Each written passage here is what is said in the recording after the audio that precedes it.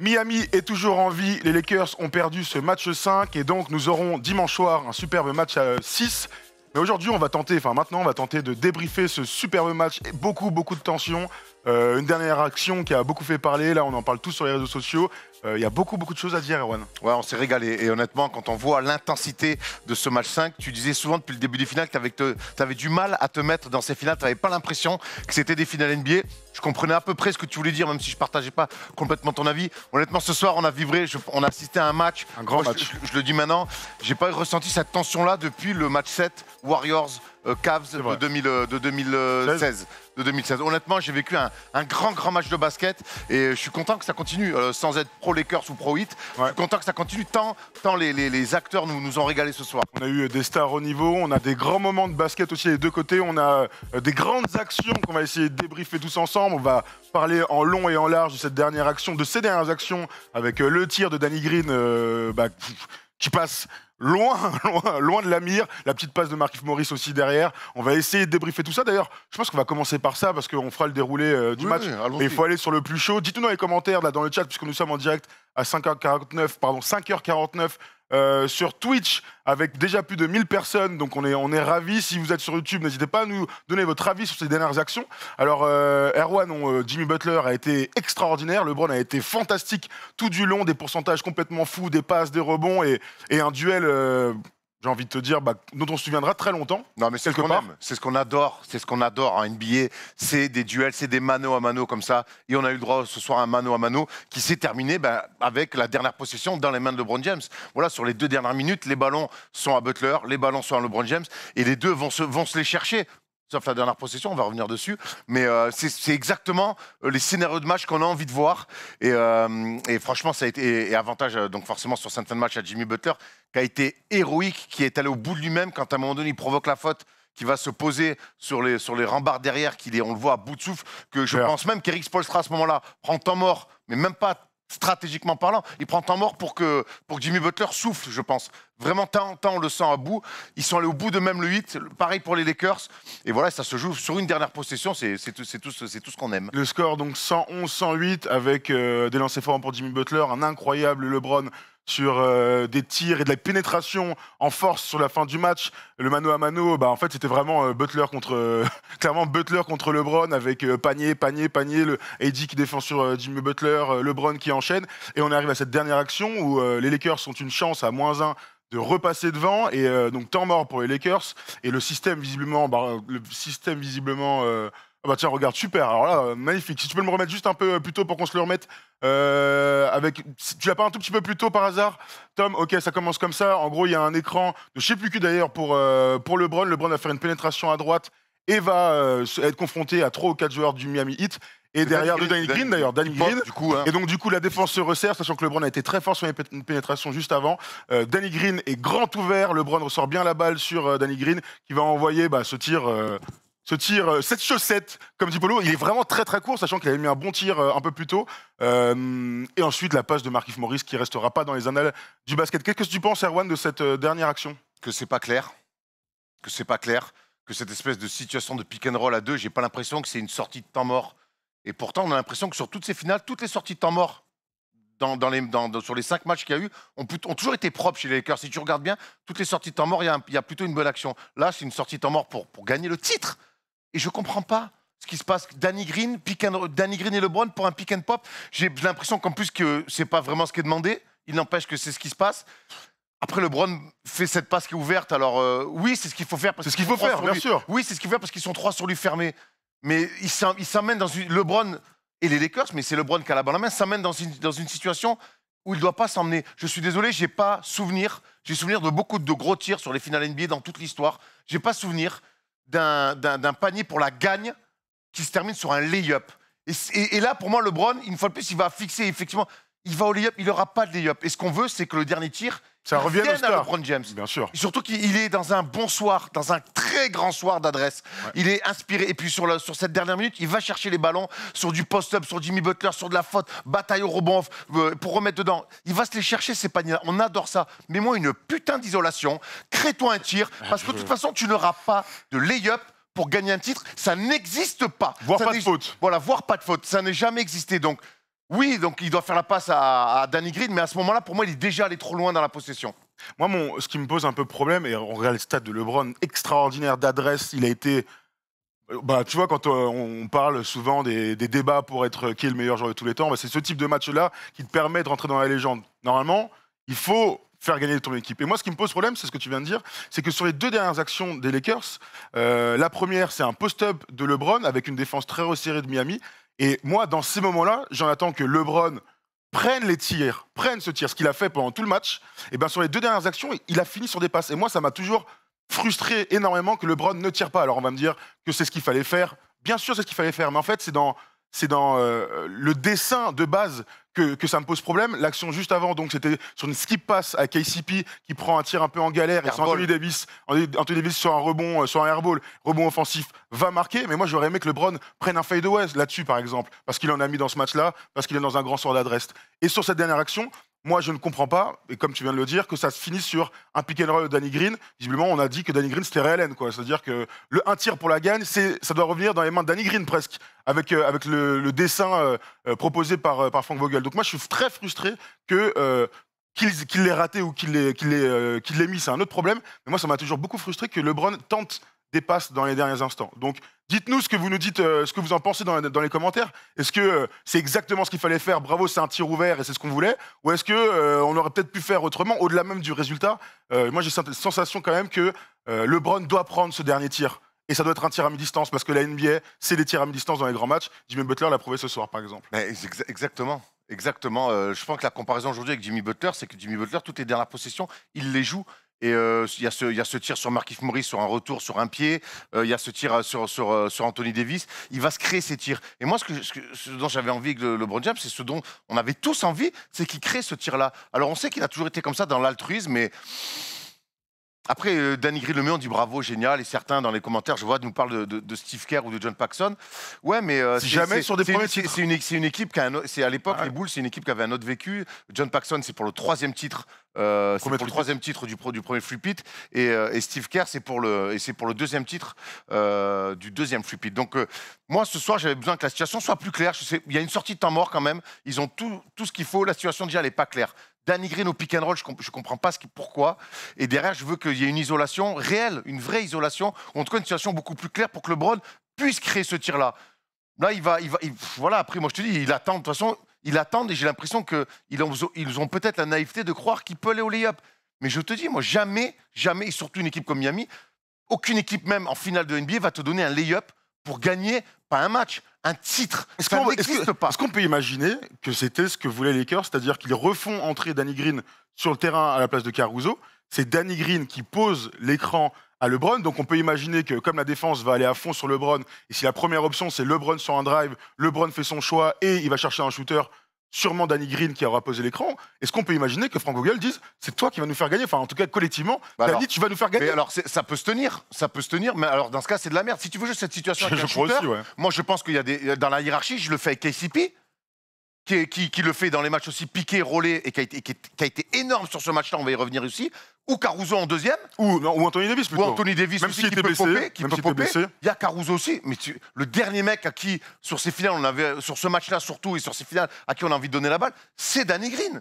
C'est Danny Green qui d'ailleurs fait pas gamelle. Il envoie une chaussette, touche à peine le cercle. Enfin, c'est dommage parce qu'il en avait mis un juste avant. Dans l'état actuel où est Danny Green, c'est pas à lui qu'il faut aller chercher la balle. Alors, toujours pareil, après, il y en a certains, alors les idéalistes vont peut-être dire non, c'était ça, il était ouvert, faut faire la passe. Oui, moi je crois que les superstars doivent des fois forcer leur destin. Et ce soir, j'aurais aimé encore une fois que LeBron force le destin.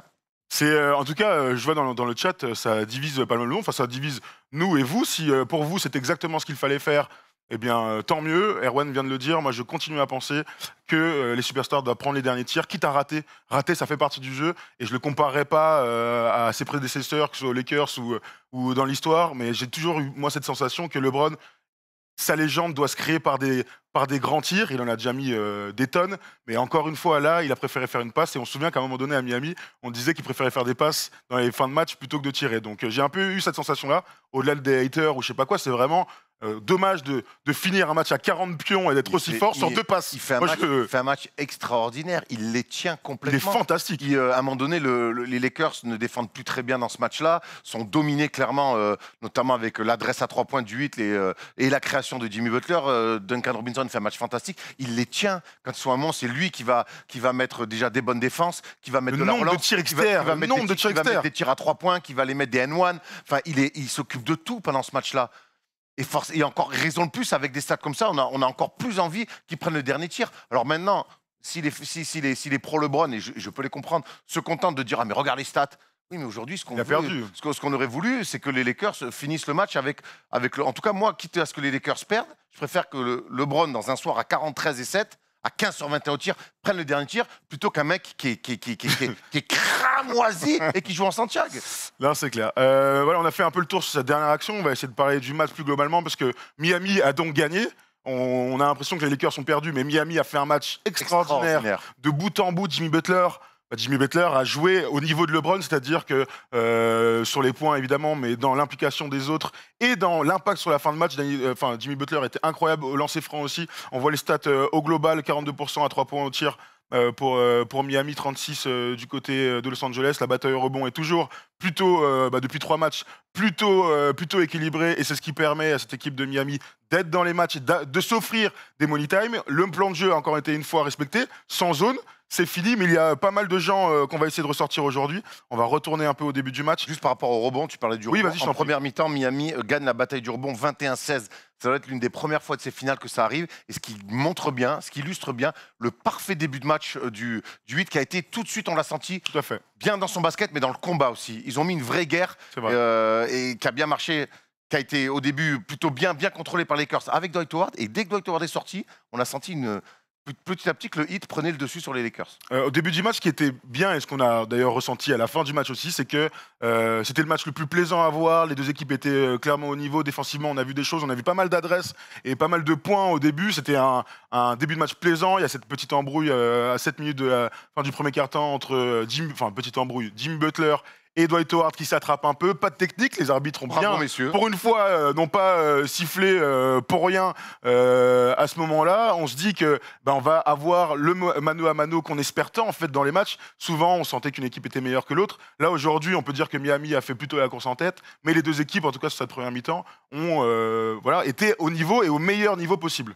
De l'adresse. De toute façon, pour faire un grand match, il faut mettre de l'adresse. Et honnêtement, on en a eu beaucoup sur ce match-là. Il y a eu des réponses. Il y a notamment Anthony Davis, pareil, qui trouve de l'adresse, à défaut d'avoir du rythme, parce que c'est vrai qu'il prend des tirs. Chaque fois où il est à l'arrêt, c'est des tirs de très haut niveau. Il les met. LeBron a trouvé de l'adresse aussi. De l'autre côté, Jimmy Butler rentre bien dans son match. Et puis surtout, il y a ce facteur X de Duncan Robinson, qui a été un peu moins bien défendu que sur les autres matchs, qui a eu des espaces. Eh ben, faut pas lui en promettre. Le bougre, ce soir, il a été très précieux. C'est l'énorme facteur X côté Heat. Oui, absolument. Il y a Jimmy Butler qui est très fort, mais Duncan Robinson a été incroyable. Mais 26 points juste avant.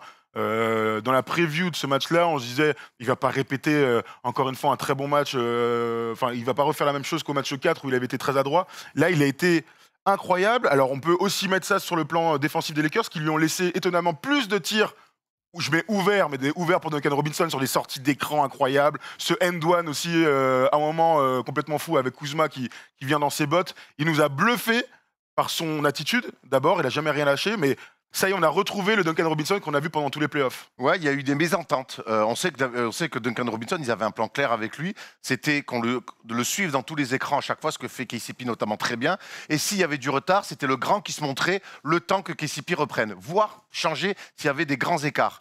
Eh ben, sur ce match-là, il y a eu un petit peu moins de communication sur les Lakers. Il y a eu quelques situations ouvertes et il a mis dedans et ça l'a mis dans un rythme. Et on sait que quand il est dans ce rythme-là, après, ça devient très compliqué. Donc, moi, je te dis, il a eu des 3-4 situations assez ouvertes qu'on n'avait pas vues sur les autres matchs. Il y a pas mal de choses à dire déjà du fait que Dwight Howard joue beaucoup dans cette première mi-temps. Donc, Frank Vogel tout le premier quart-temps décide donc de jouer grand avec Anthony Davis qui rentre, qui sort, LeBron aussi, mais en tout cas Dwight Howard joue. C'est Markieff Morris qui ne rentrera que dans le deuxième quart-temps. D'habitude, c'est un peu une de ses premières rotations et il aime rester avec Dwight Howard. D'ailleurs, au début de la deuxième mi-temps, Dwight Howard revient en jeu, même si on ne le reverra pas ensuite. Côté Heat, il y a la rentrée de Kendrick Nunn qui est très fort. Il met 9 points en 8 minutes, avec des gros tirs tout au long du match d'ailleurs, mais de l'agressivité, c'est ce qu'on a envie de voir de Kendrick Nunn, c'est qu'il soit lui-même. Finalement, derrière des pics qui sont agressifs sur du tir. Et lui aussi a été au niveau, et ça nous amène un peu à la bataille des bancs. On a quand même senti Miami dominer la bataille des bancs, j'ai envie de te dire. Ah bah, dès que les bancs ont été ouverts, entre Kendrick Nunn, tu l'as dit, qui met 9 points en 8 minutes, avec des tirs qui font du bien, qui rassurent vraiment, ce rôle de sixième homme à la perfection qu'il a eu. Et derrière, on voit l'entrée de Kuzma, on voit l'entrée de Kif Morris. Rondo aussi, qui n'a pas été ouf. Ouais. Même Caruso fait pas un très grand match. Fait pas un grand match. Donc, rien que ça, tu vois, la comparaison, effectivement. Donc, le banc des Lakers. D'un côté, ils sont 7, et Iguodala ne marque pas. Donc, le banc des Lakers qui est beaucoup moins inspiré que sur les derniers matchs. Et en même temps, l'option de jouer petit sans Dwight Howard, donc avec Keith Morris et Anthony Davis, où Anthony Davis va s'y mettre plus tard dans le match, mais qui lui aussi reste au large, cette option-là ne marche pas. Il y a un homme dans ce match-là qu'on a senti en vraie difficulté, c'est Bam Adebayo, qui a raté pas mal de lay-up dont on n'a pas l'habitude, des mains un peu glissantes. Alors ça donne des stats de 13 points, 4 rebonds, 4 passes. En soi, c'est pas dégueulasse en 37 minutes de temps de jeu. Mais c'est vrai qu'on n'a pas senti le meilleur joueur des finales de conférence à l'Est. Non. On l'a senti gêné notamment par Anthony Davis, mais pas forcément dans son assiette. Non, pas dans son assiette, pas dans son match, pas en rythme, pas une grande présence au rebond, même défensivement, alors que c'est quand même là-dessus qu'il doit s'appuyer en premier. Il n'a pas trouvé très bon dans le jeu, il a été contrarié. On peut mettre du crédit énorme à Anthony Davis défensivement là-dessus, et à Dwight Howard aussi, parce que regardez le début du match, Dwight Howard, les taquets qu'il lui met à Bam Adebayo, et je pense qu'il le sort tout de suite de son match. C'est toujours intéressant de regarder un petit peu loin du ballon ce qui se passe. On parlait beaucoup de KCP avec Duncan Robinson, ce que fait Dwight Howard sur le début de match avec Bam Adebayo. Je peux dire qu'il s'en est vraiment jamais remis de ce combat-là. Et moi j'ai cru que, d'ailleurs, je pourrais être honnête, et je vais avoir ton avis là-dessus, c'est que moi j'ai cru que le non-match d'Adebayo, même si sur les stats finalement il compense un peu, allait coûter cher au Heat, même avec un grand Jimmy Butler. C'est vrai que dans la preview on disait on espérait voir Bam Adebayo à 20 points au plus. Ça montrerait que le Heat fait un gros match. Finalement, ça a été compensé par l'adresse folle de Duncan Robinson, notamment. Mais c'est vrai que, comme c'est leur seul joueur intérieur, là, Olynyk n'a même pas joué du match. Donc, c'est leur seul joueur intérieur côté Miami. Il est obligé d'être très, très, très fort. Alors, il a tenu à drager, clairement, disons, dans l'intensité.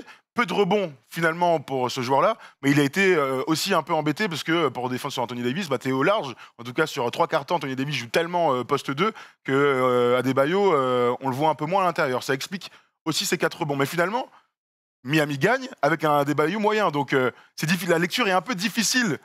Sachant qu'Anthony Davis à côté est bon jusqu'à la fin. À la fin, il est blessé, on le voit plus du tout. La lecture est difficile, il n'empêche que Miami est revenu à 3-2. Et qu'il y aura un match, il y aura un match 6 et que Bam Adebayo doit clairement rentrer complètement dans cette finale. Le premier match, il fait pas un début incroyable. Après, il se blesse, il rate les 2 premiers matchs. Il revient, il fait un match moyen. Là, c'est son 2e match, il fait un match moyen. Je pense que si Miami aujourd'hui veut espérer tenter un énorme coup de poker et arracher un match 7, il faudra qu'Adebayo soit bon. Duncan Robinson ce soir a comblé statistiquement un petit peu l'apport en points qu'Adebayo doit apporter, ou même l'influence dans le jeu. Il faudra qu'au match 6, Adebayo vraiment rayonne un peu plus. On se rappelle qu'il n'y a pas si longtemps que ça a été le meilleur joueur des finales de conf, tu l'as dit. Absolument. Dans ce match-là, il y a quand même Miami à un moment qui est à plus 11 dans le 2e quart-temps, où ils font un écart.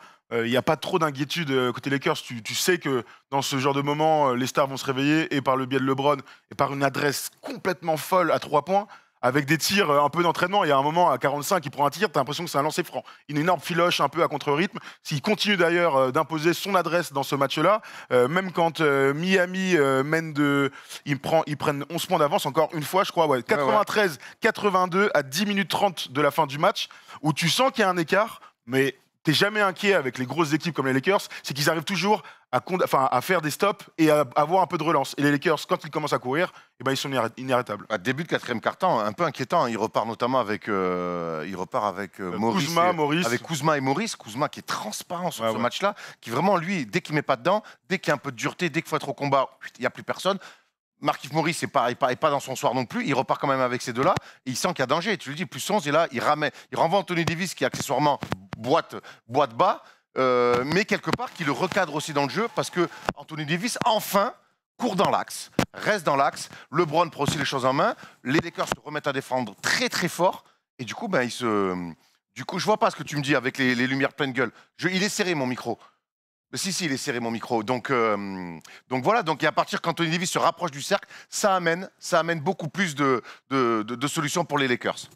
Je continue à regarder un peu ça. C'est vrai que dans ce moment où Miami joue bien, et on retrouve d'ailleurs un peu le Miami qu'on a tant aimé pendant ces playoffs, avec du passing game, avec les écrans, Duncan Robinson à la finition justement de ce passing game très intéressant de Miami, contrairement aux 2 premiers matchs où on avait vu la défense des Lakers prendre le pas sur l'attaque de Miami. Là, on retrouve tout ça, mais ce qui est dingue avec les Lakers, c'est que ils ont de l'orgueil, et qu'ils ont cette faculté à faire des stops, Et ces moments où tu as 1, 2, 3, 4 actions de suite avec des lay-ups, des end-one de LeBron comme ça, des petites passes pour Kuzma, de l'adresse aussi, parce que par exemple Danny Green met un superbe 3 points sur la transition, mais parce que la défense des Lakers se met enfin en place, on a été plutôt bluffé d'ailleurs. Dans l'axe. Et parce qu'il y a cet énorme changement, et on va en parler. Anthony Davis, qui joue donc 2 pendant 3 quarts temps, décide. Quand on dit 2, c'est. Il joue il est au large. Quoi, à fond. Il est au large, à l'opposé dans le corner, il attend un peu ce qui se passe. D'ailleurs, quand il met des écrans, Anthony Davis, il essaie de toucher le moins possible son adversaire. Mais c'est vrai que quand Anthony Davis, tactiquement, décide de rejouer à l'intérieur, de rejouer pivot, ça change tout pour les Lakers. Mais pourquoi on le fait? Pourquoi c'est pas avant? Le changement est tellement incroyable de position d'Anthony Davis quand il court dans l'axe en transition, comme ça éclaire le jeu, comme ça laisse des positions ouvertes aux shooters sur les couloirs extérieurs, comment on peut le trouver lui pour des paniers faciles, pour des fautes provoquées, pour du rebond offensif. Je ne comprends pas que, comme il s'appelle, que Frank Vogel se prive d'un mec qui fasse ça. Si Anthony Davis ne veut pas le faire 48 minutes, dans ce cas-là, fait jouer plus Dwight Howard. Mais à un moment donné, quand Anthony Davis est sur le terrain et que Dwight Howard est sur le banc, mais qu'Anthony Davis continue à être au large, il joue en fer à cheval. Et là-dessus, la défense du 8, elle s'adapte, elle lit le jeu des Lakers, un jeu assez facile à lire d'ailleurs. Là, LeBron, des pseudo pick and roll qu'Anthony Davis ne pose jamais. Ça aussi, pareil, on lui fait faire beaucoup de pick and roll. C'est pas un gros poseur d'écran. Donc, et dès qu'il se remet à aller courir dans l'axe, demander les ballons près du cercle, alors où il est récompensé lui par des paniers, ou son équipe est récompensée par des tirs ouverts. Et ça arrive très tard, trop tard. Trop tard, mais ça va parce que Miami dans le match. Ça leur permet de passer devant aussi.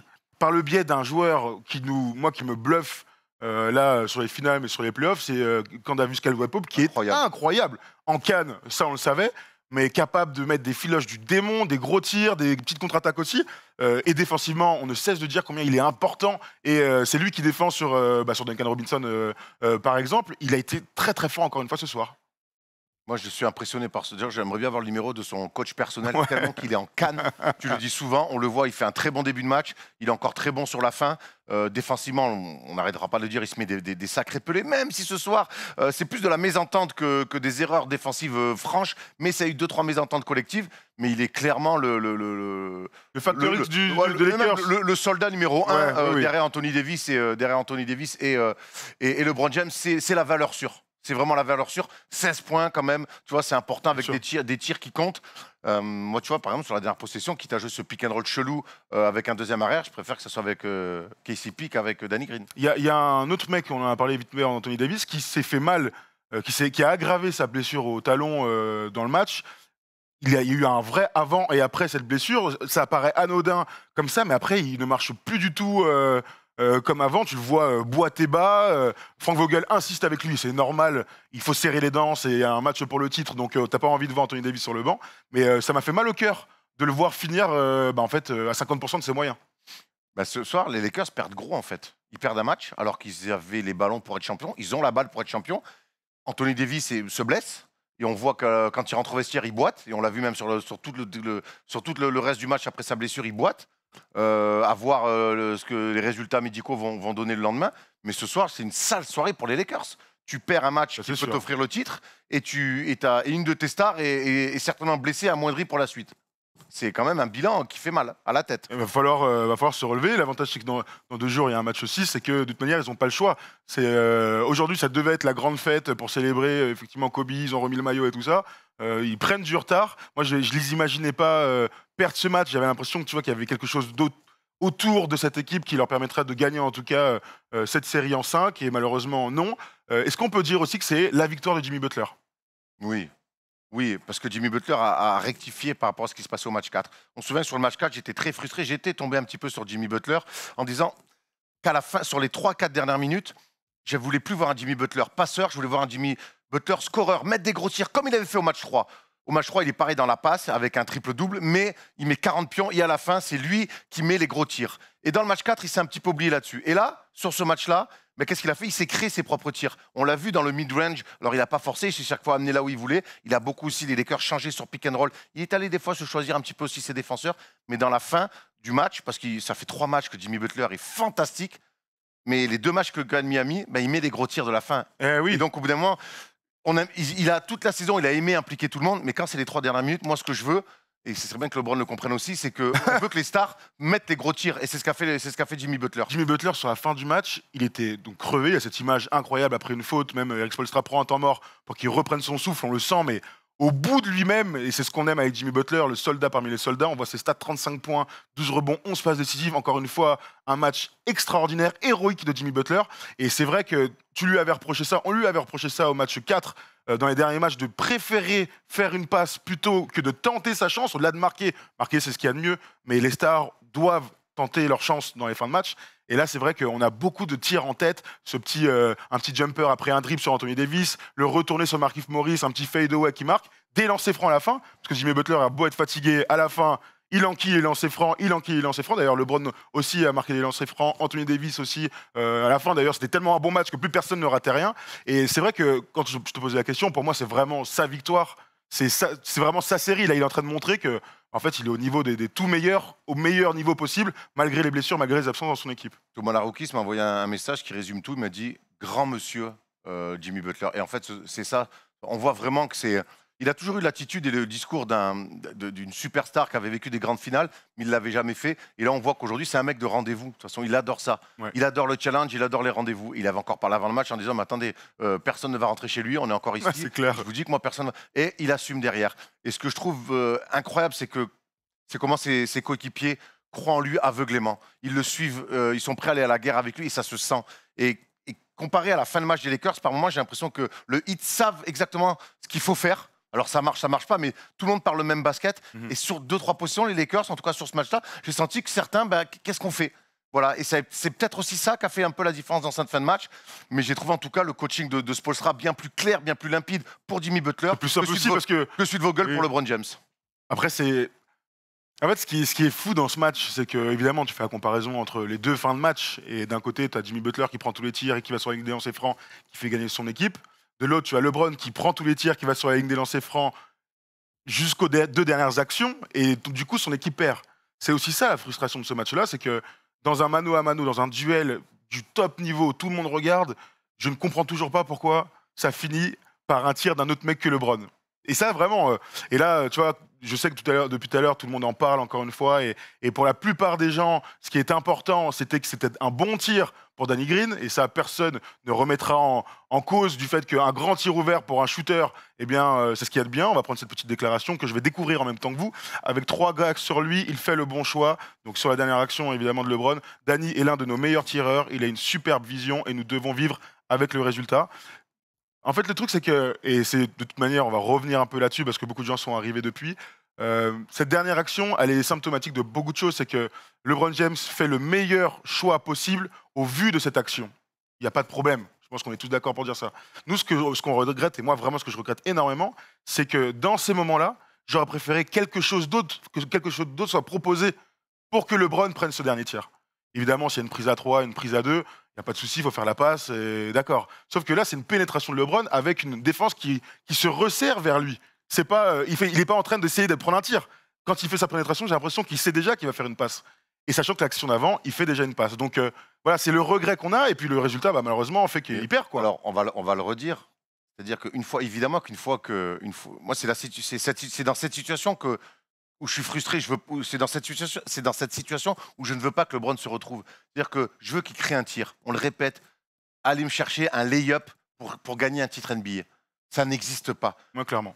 Aux États-Unis, encore plus qu'ailleurs, on a tous un peu joué avec des ricains ou contre des ricains ou aller jouer là-bas avec des camps. Les mecs te disent tout le temps, mais sur une balle de match, quand tu fais des pick-up games, tout sauf un lay-up. Les mecs la gagnent, on va la chercher. Donc t'imagines à ce niveau-là, t'imagines bien que le Heat, ils vont pas laisser LeBron driver et aller lui mettre un lay-up ou aller lui faire une faute. Donc, moi, c'est la situation, c'est déjà le pick and roll avec Danny Green. Pour moi, déjà, là, il y a faute. Pour moi, déjà, là, c'est pas bien amené. Les gens qui l'entrent, il entre à la place de Caruso. Hein. Donc, pour moi, déjà, ça, c'est pas bien amené. Quand Frank Vogel dit c'est un de nos meilleurs shooters, bon, déjà, t'es pas lucide parce que ton Danny Green, il est cramax. Et ton meilleur shooter, c'est pas lui, c'est plutôt KCP. Ou Anthony Davis. Ou Anthony Davis. Donc, bon, bref. Et ensuite, moi, je trouve, oui, à partir du moment où il est loin, où il va quasiment dans la raquette, au début de l'entrée de la raquette, ben, effectivement, il est fermé, il faut la ressortir. Parce que prendre un tir forcé, ça. Mais il est pas teubé au point d'y aller. Moi, ce que j'aurais voulu, c'est une ISO. C'est une ISO ou alors un pick and roll où il peut après se créer ce tir-là. Tu sais, d'être dans le dribble où tu peux à la fois driver et créer. Là, ben non, là, il est allé, tu l'as dit, pour aller le plus loin possible, fixer au maximum, donc il a joué pour passer. Il a joué pour passer. Et ça, est-ce qu'on peut lui reprocher? Dites-nous oui ou non dans les commentaires. Il y a un peu de tout, absolument, mais c'est pour ça que c'est passionnant de toute manière de parler de ces dernières actions. Tant qu'il n'y a pas d'insultes, ça va les gars. Mais dites-nous ce que vous en pensez. Moi, ça me... Alors, c'est vrai qu'on oublie le rebond. Ça, on a même oublié cette passe dramatique de Markieff Morris, lobée pour Anthony Davis. Là, elle était cata celle-là aussi. Il y a un commentaire que je trouve intéressant. Il dit ça ose critiquer LeBron après son match. Mais à un moment donné, c'est le but ultime de ces méga stars, c'est de gagner des titres. C'est pas faire des stats. Tracy McGrady était un joueur de stats incroyable, meilleur scoreur de la ligue. Il n'a jamais passé un premier tour de playoff, sauf en fin de carrière avec les Spurs où il jouait pas. Qui ne compte pas. Donc au bout d'un moment, on est évidemment que LeBron est un joueur exceptionnel, que le débat en fin de carrière dès lundi prochain peut être relancé. Peut être relancé complètement sur savoir si c'est le meilleur joueur. Mais aujourd'hui, je suis désolé. Il fait un match énorme. Moi, je suis désolé, cette dernière possession me frustre et elle doit le frustrer lui aussi. C'est ces méga stars-là, et LeBron James, c'est la méga star parmi les méga stars. Ben moi, j'ai envie que ça soit lui qui prenne les tirs. En face, Jimmy Butler, il s'est posé moins de questions. Il a pris les matchs à son compte. Et comme j'avais dit sur le match 4, quitte à ce que le Heat perde, je veux que ça soit Butler qui prenne les tirs et c'est pas lui qui les avait pris dans le match 4. Ce soir, quitte à ce que les Lakers perdent, on veut que ça soit LeBron qui prenne le tir. Est-ce que tu penses que LeBron, là, dans le vestiaire, il se dit j'ai bien fait de faire la passe à Danny Green? Après, on sait que c'est un débat. C'est un débat infini avec LeBron parce qu'il aura toujours ce truc-là de dire il y a un mec ouvert. C'est bizarre, il est pass first en fait. Il a dans son ADN, il est pass first. À un niveau.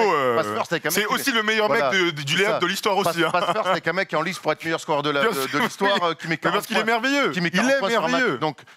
Mais moi je suis désolé, là on rentre dans du détail, du micro-détail sur des situations précises comme une dernière possession d'un match pour être champion NBA. Je veux que ça soit toi qui prennes le tir.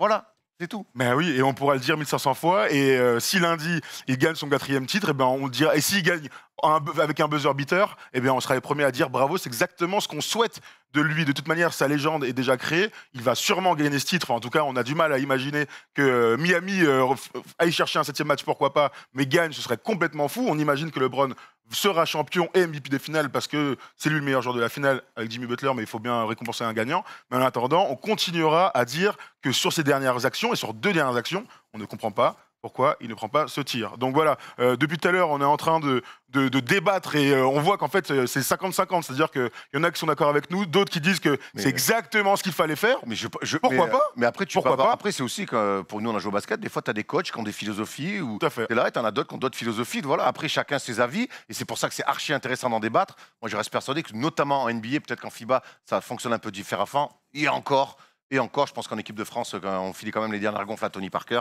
Tout à fait. Comme ça, c'est quand même comme ça que ça se passe. Et c'est toujours bien quand les méga stars jouent les dernières possessions. Et attends, je regarde encore quelques trucs. Il y a quelqu'un qui a dit si Danny Green avait marqué, vous auriez dit que c'était le meilleur choix du monde. Eh ben non, je t'aurais dit la même chose. Si Danny Green marque, alors Polo est en train de dire c'est faux, mais en fait, l'action juste avant, par exemple, il fait une passe, ça finit en panier.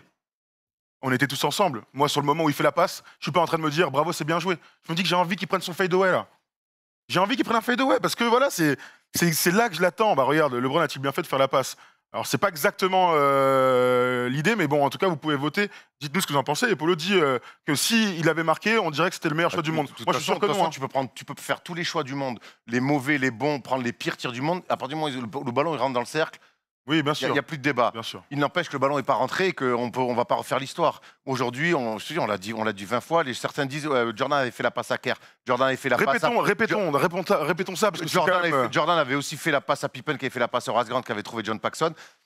Je suis désolé, j'arrive pas quand même à trouver de similitude parce que tant le vécu de ces Bulls-là était différent de celui des Lakers de LeBron. Voilà, aujourd'hui... Moi, je pense que dans cette situation-là, Steve Kerr était un shooter en plus qui était régulier, fiable. Là, c'est quand même un Danny Green qui est dans un trou noir pendant ces finales qui a la balle. S'il y avait eu KCP, à la limite, j'aurais presque pu le comprendre. Anthony Davis. Ou Anthony Davis, voilà. Anthony KCP, Davis. Anthony Davis, j'aurais dit OK. Mais là, c'est le mec qui est dans un trou noir qui prend ce tir-là. Donc simple, voir un mec ouvert, oui, mais si au bout d'un moment, faire un choix à qui on donne la balle aussi, c'est... Tu vois? Bien sûr, il y a d'ailleurs, alors LeBron a-t-il bien fait de faire la passe? Oui, à 62%, donc très bien.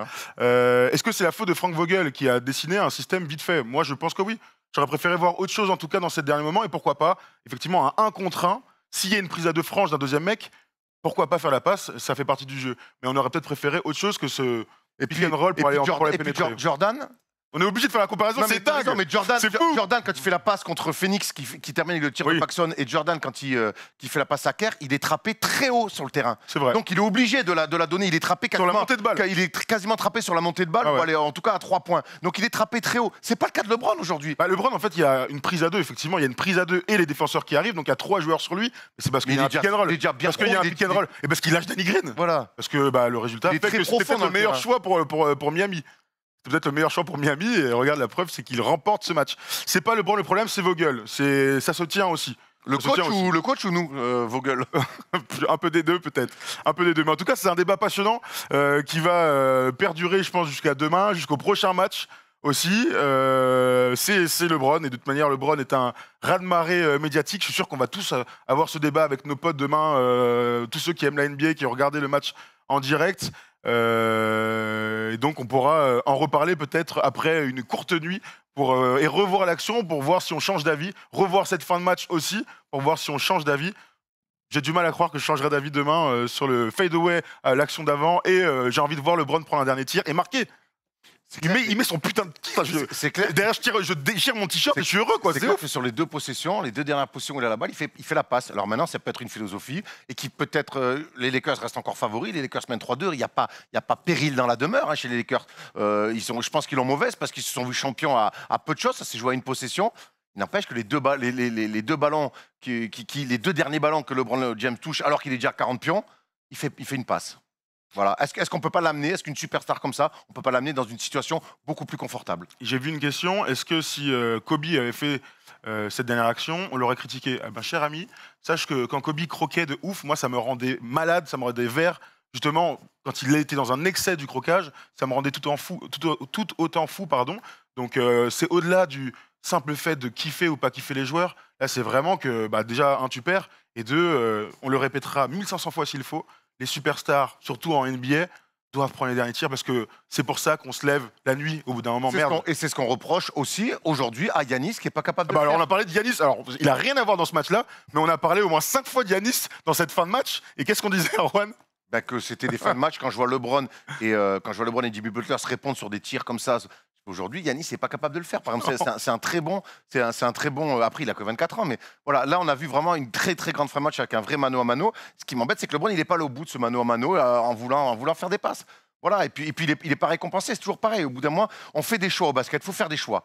Là, il a fait le choix de faire de la passe, il perd. Eh ben oui, forcément. Et Jimmy Butler, sur le match 4, il fait le choix de faire des passes. Ben moi, je lui suis tombé dessus. Ça m'a énormément frustré de voir Jimmy Butler faire des passes au match 4. Ça m'a régalé de voir Jimmy Butler et LeBron James se tirer la bourre jusqu'à la fin. Seulement qu'il y en a un qui allait un petit peu plus au bout des choses. Voilà. C'était en tout cas un très bon match. Et régalé. C'était un fantastique match de très très haut niveau. Il y a une part en moi qui suis très triste de ne pas voir les Lakers gagner ce match-là et justement avoir la célébration et puis avoir quelques vacances derrière, c'est très cool. Mais si les deux équipes peuvent nous offrir le même type de match avec le même type de fin de match, je signe absolument tous les jours. Et comme ça va arriver très vite, ça va être très très très cool. Il y a beaucoup de gens aussi qui disent vous tombez pas assez sur Markieff Morris. Je vous le dis très honnêtement, la dernière passe. On a les flops. On a les tops et les flops, tout à fait. Donc on va pouvoir y aller grave. J'avais totalement oublié, donc ça tombe bien. Merci Erwan de me rappeler ça. Donc allons sur les tops et les flops, s'il te plaît Tom et s'il te plaît Polo. Pardon? Bah top. On commence par les tops. On va retrouver évidemment des gars qui font kiffer. Le duel LeBron Butler, on les a mis ensemble parce que c'était tellement bien. Parce que ce match est top. Ce match est devenu exceptionnel à cause de ces deux mecs. Grâce à ces deux mecs. Moi, je regarde la NBA pour voir des superstars trop fortes qui font des trucs qu'on ne peut pas faire. Et c'est exactement ce que j'ai vu ce soir. Et les duels des superstars, il n'y a rien de mieux que ça. Donc c'est merveilleux. Anthony Davis, on l'a mis en top parce qu'il a un gros passage. Et effectivement, les 5 dernières minutes sont tronquées parce qu'il est blessé. Et malgré tout, il est là pour prendre le rebond du airball. Défensivement, il est encore une fois incroyable. Il a repris d'ailleurs Jimmy Butler pendant tout le match, on ne l'a pas dit. Ouais. Mais son duel défensif, c'est Jimmy Butler et il le gêne. Alors, à la toute fin, Jimmy Butler est incroyable, mais il le gêne. Il y a un moment où Jimmy Butler marque plus d'ailleurs. Hein. Ouais, mais après, moi, je trouve que pareil. Alors là, il faudra voir. Hein. Jeff Van Gundy le disait souvent pendant le match et je suis assez d'accord avec lui. Parfois, les Lakers changent trop facilement quand Jimmy Butler joue un pick and roll, alors qu'on sait que finalement, Anthony Davis, c'est peut-être la meilleure arme aujourd'hui pour un peu gêner. Aujourd'hui, faire plus, c'est compliqué, mais gêner au moins Jimmy Butler. Et on a vu que dès que ça changeait, que c'était un autre qui défendait sur Jimmy Butler, eh ben, c'était tout de suite plus facile pour lui. Donc, pareil, peut-être un des ajustements à avoir pour le match 6. Je regardais quelqu'un qui disait défensivement, il a fait le taf, mais en attaque vite fait. Il finit quand même à 42 minutes de temps de jeu, 28 points, 12 rebonds, à 9 sur 15 au tir. Pas mal, pas mal. Tu peux nous remettre, s'il te plaît, les tops. On a vu donc Anthony Davis, mais il y a aussi les seconds couteaux dont on a parlé. On a sorti 2 mecs. C'est évidemment KCP et Duncan Robinson, dans 2 profils différents, mais 2 postes 2. Ils sont en plus en duel, et aussi. C'était l'autre duel super cool à voir dans ce match-là. Duncan Robinson, moi, me bluffe par l'orgueil. On pouvait attendre Tyler Hero, pourquoi pas, mais aujourd'hui, c'est Duncan Robinson qui fait gagner aussi Miami. Et on le voit progresser dans les lectures. C'est vrai que dès qu'il pose la balle par terre, c'est compliqué. Mais dans les lectures, c'est dès qu'il est bien défendu, à 3 points, il s'arrête pas de jouer. Il curl. Dès qu'il a la balle, qu'il y a le mec qui est dans son dos, on sait qu'il sur un dribble, il peut aller trouver des bonnes passes, aller mettre quelques lay-ups. Il faut qu'il progresse encore dans la finition au contact. Mais c'est un vrai bon basketteur. Il connaît ses points forts. Et il ne force jamais en fait. Il met des vraies courses. Ok, tu me suis, bon, parfait. Bah, je te sur la prochaine. Hop, tu vois. Et puis il connaît vraiment ses qualités. Il sait lire les écrans quand ça anticipe. Il y a un stagger, c'est-à-dire 2 écrans pour remonter. Le mec anticipe, hop, il prend juste le premier, il coupe. Enfin voilà, c'est un mec qui est très très intelligent. Et quand il est dans des soirs où il met dedans, ce qui est souvent le cas, c'est un vrai casse-tête pour l'équipe adverse. Et je reste persuadé que sur toutes ces finales, le cas Duncan Robinson aura causé beaucoup de problèmes à la défense des Lakers. Absolument. On va côté flop. Côté flop, on va retrouver qui? On va évidemment retrouver Kyle Kuzma. Hein. Kyle Kuzma qui a passé ce match. Il a trop joué d'ailleurs, d'après moi. Hein. Il a trop joué comme d'autres, mais d'habitude, les secondes units des Lakers est plutôt en forme. Et bien, cette fois-ci, alors Markieff Morris, évidemment, Rajon Rondo aussi n'a pas été très bon. Caruso est bon, et d'ailleurs, ça fait kiffer de le voir dans ces fins de match-là, même s'il n'a pas eu beaucoup d'impact. Mais Kyle Kuzma, catastrophe. Catastrophe. Tant qu'il ne voudra pas mettre les ingrédients du basket de haut niveau et vivre sur son talent, qui n'est pas non plus un talent incroyable de scoreur, il a quand même ce sens du panier. À un moment donné, on le voit sur une passe de LeBron, toujours la dispo. Dans les corners, il est capable de mettre. Mais au-delà de ça, il ne met jamais les ingrédients pour le haut niveau. On le voyait déjà avant que LeBron arrive. On l'a vu quand LeBron est arrivé, on l'a vu en play-off. Là, quand il fait faute sur Duncan Robinson et qu'il crie, qu'il saute à l'arbitre, mais non, il y a faute tous les jours, tu es en retard, ouais, tu lui sautes, tu rentres dans le cylindre, c'est faute. Donc, c'est dans l'attitude, il n'est pas encore prêt pour moi pour le très très haut niveau.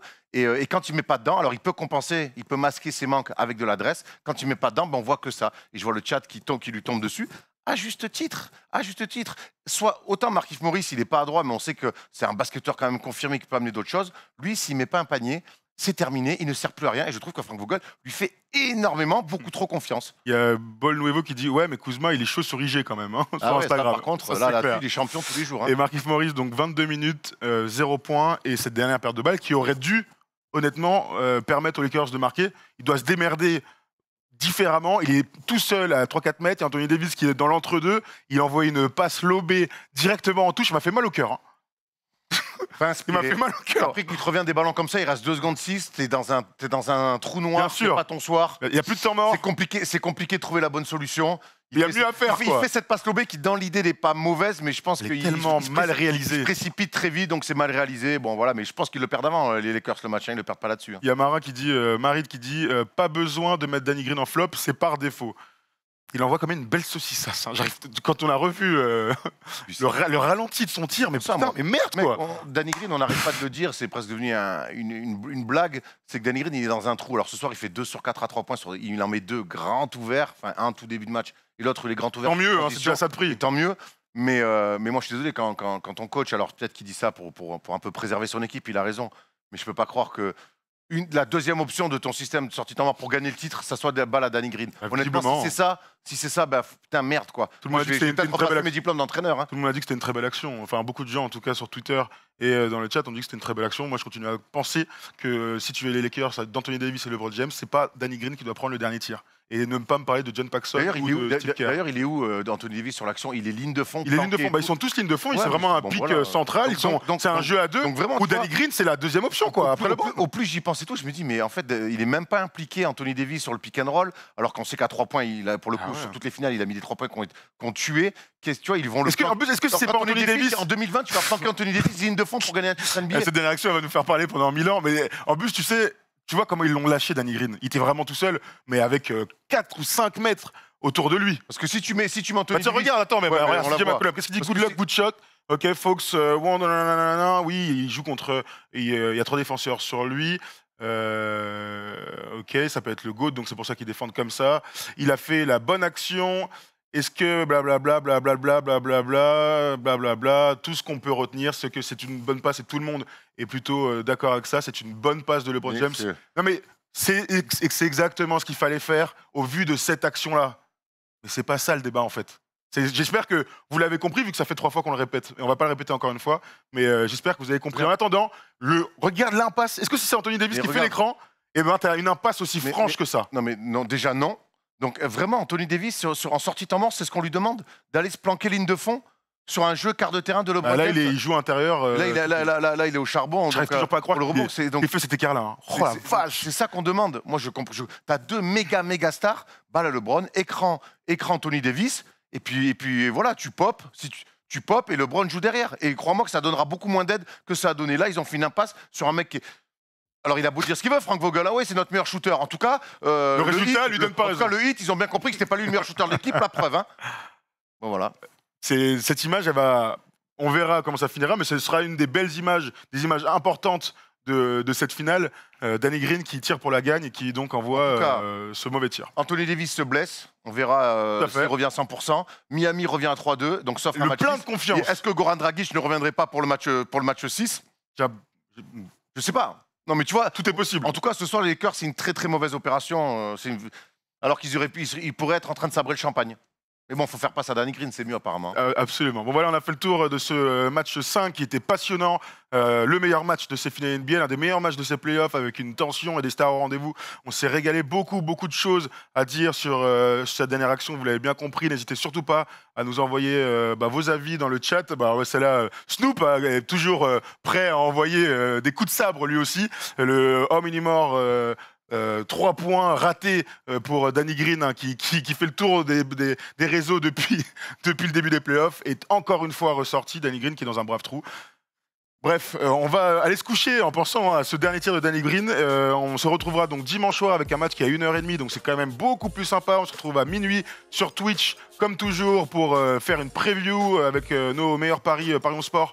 Donc pour ce match 6, et puis on sera en direct juste après le match. On est persuadé que vous nous rejoindrez, très nombreux, oui. Juste un dernier commentaire. Moi, vas-y, je comprends pas pourquoi ils ont fait un système pas plus élaboré comme face aux Nuggets. C'est un excellent commentaire. C'est vrai ça. C'est un excellent commentaire. That's true, bro. Je n'ai pas de réponse à ça, mais je voulais juste prendre ce commentaire très pertinent. Parmi tous les commentaires pertinents qu'il y a eu ce soir, là, je comprends pas pourquoi il n'y a pas eu un peu de mouvement, un peu de système sur une sortie de ce temps mort. Voilà. Tout à fait, Erwan.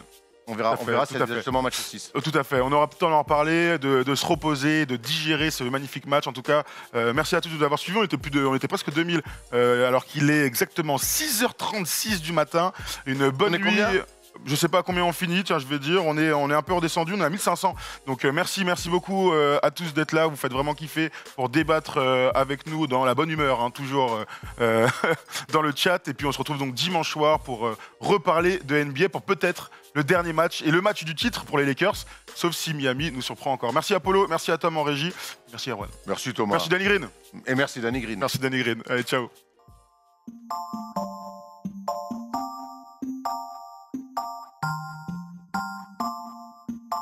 See, I don't know you at all, but I'm bout it. If you bout it, don't give a fuck if you're involved.